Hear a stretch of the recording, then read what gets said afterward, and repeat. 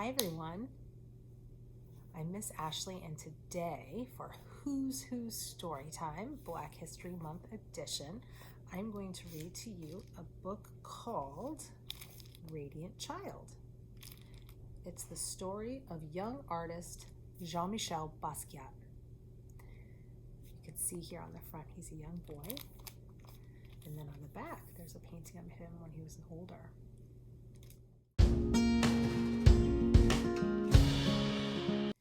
Jean-Michel Basquiat was a really famous artist in the 1980s, and he achieved fame when he was really young.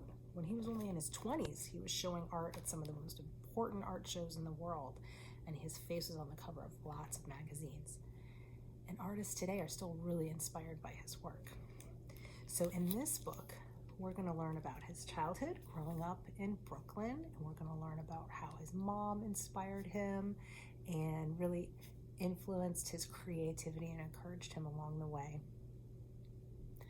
And I love this book because we can already, just from the cover, start to make some guesses and learn some things about Jean-Michel Basquiat. So let's take a look at this cover. What can we guess about him and his art from this cover? Well, I see some flags.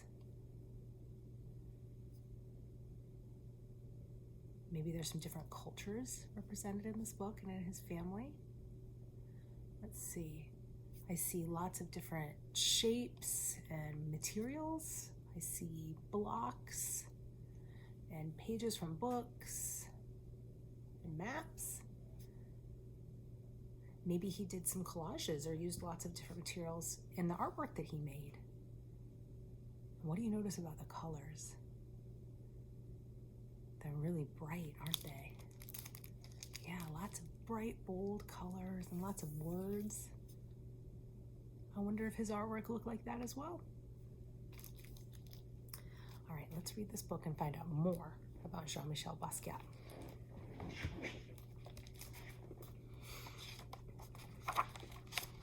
There's another painting of him when he was older.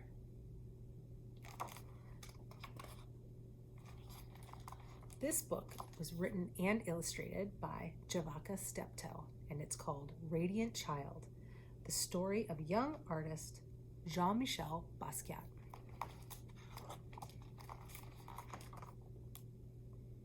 Somewhere in Brooklyn, between hearts that thump, double Dutch, and hopscotch, and salty mouths that slurp sweet ice, a little boy dreams of becoming a famous artist. Do you see the boy in this picture? See him right there in the star drawing.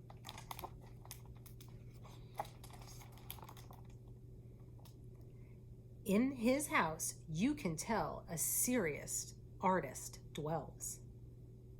As he sits at a table with pencils scattered everywhere, Jean-Michel draws from morning until night with a serious face amid a storm of papers.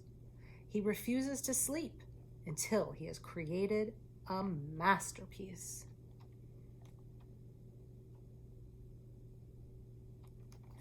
Right here it says, serious artist at work.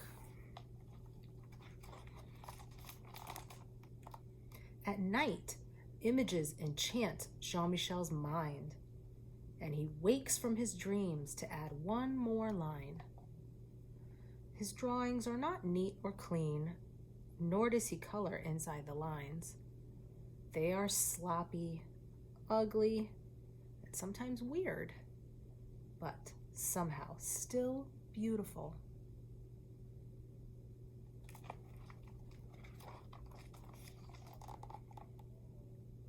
His art comes from his mother, Matilda, a Puerto Rican woman who designs and sews, cooks and cleans, and makes the house look like a stylish magazine.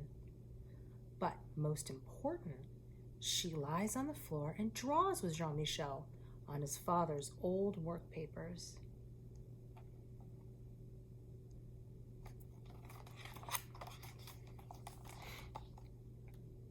From her, he learns that art is not only in the poetry books she reads to him or the theaters and museums they visit.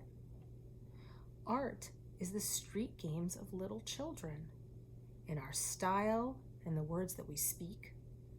It is how the messy patchwork of the city creates new meaning for ordinary things.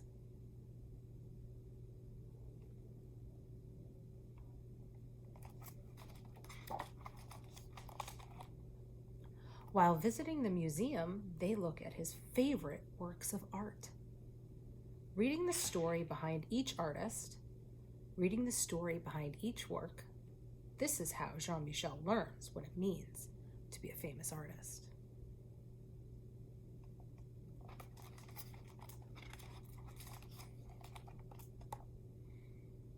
Back at home, he creates art on the floor as his father, Gerard, plays jazz records. Mama Matilda cooks arroz con pollo and calls Jean-Michel mi amor. The energy and the life of the city can be felt in each line of his drawings.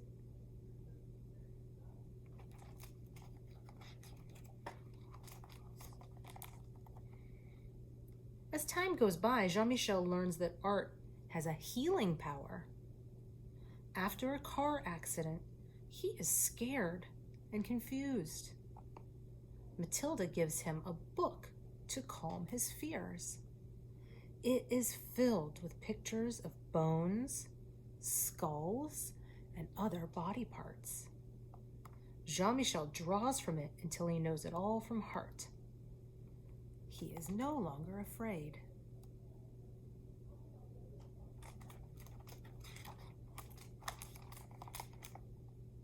Back at home, Jean-Michel's body heals, but his heart breaks. His mother's mind is not well, and the family breaks. She no longer lies on the floor and draws with Jean-Michel, but sits by the window, singing only to birds. Jean-Michel is confused and filled with a terrible blues when Matilda can no longer live at home.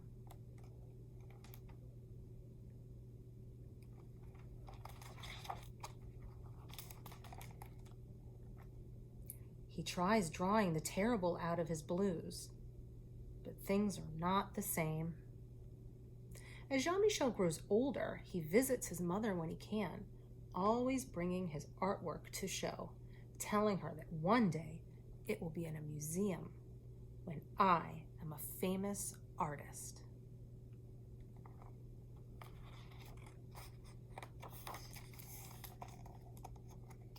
A teenager now, Jean-Michel decides, Papa, I will be very, very famous one day.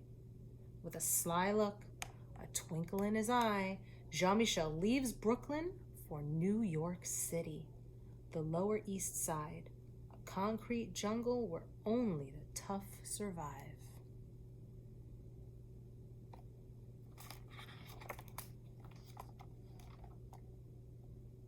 During the day, dressed in a green jumpsuit splattered with paint, Jean-Michel stays with friends, sleeping on couches and floors, leaving a barrage of collages and poem-filled papers everywhere he goes.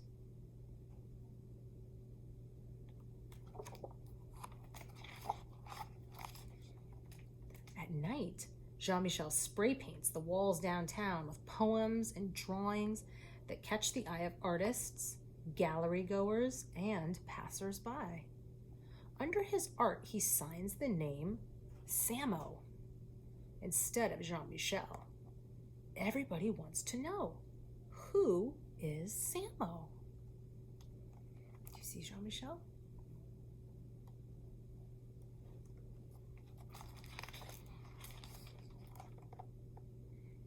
Samo moves from street corners to art gallery walls with powerful color, composition, and line, collaging and painting on anything he can find. His art is still not neat or clean, and definitely not inside the lines, but somehow still beautiful.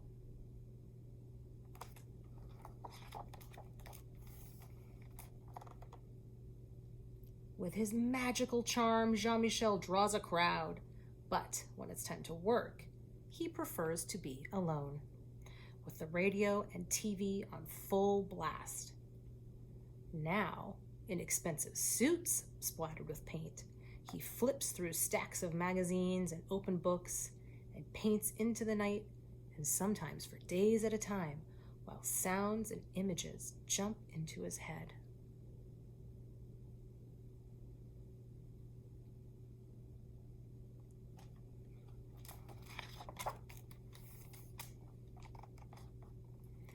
Jean-Michel, an artist among artists, never doubts one line, creating from a soundtrack that is all his own. People describe him as radiant, wild, a genius child, but in his heart, he is king, so he draws crowns for himself and others he admires.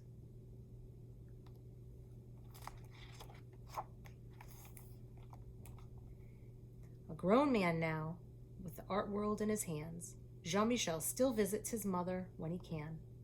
And at his most important shows, above all the critics, fans, and artists he admires, the place of honor is his mother's, a queen on a throne.